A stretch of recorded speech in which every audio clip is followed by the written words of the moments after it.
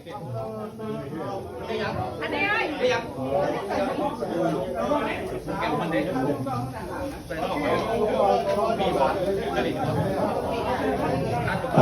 อดสาเย็นกินคาต่างจริงอดสาเย็นกินลิ้งต่างกระต่ายอดสาฟังในห้องขี่ให้ทำซาได้ฟังในห้องดีนะเนาะถ้าว่าท่านใดมีงานมีการหรือว่าจะเป็นงานวันเกิดเบิร์ธเดย์หรือว่างานขึ้นเงินไป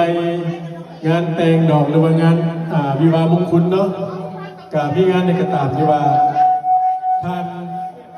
ต้องการให้ไปรับไส้เนาะดาราชาเปอร์ยินดีรับไส้ทุกท่านเลยเนาะถ้าว่าท่านใดสนใจกับขอซื้อติดต่อได้เนาะเนาะติดต่อน้ำทานเสริมหรือว่าทั้งยายเอกพอยังเงินตีหนังพอหรือว่าข้าพเจ้าเนาะเนาะดาราชาเปอร์ยินดีต้อนรับหรือว่ายินดีรับไส้ทุกท่านเลยเนาะ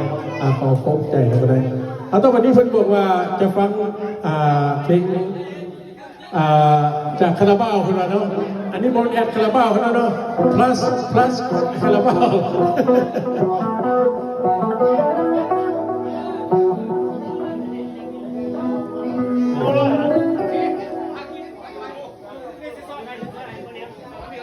อดสายเลยเนาะเพราะว่าเพิ่นกำลังปรึกษาคนที่มาเสียเอาแบบไหนเพิ่นว่า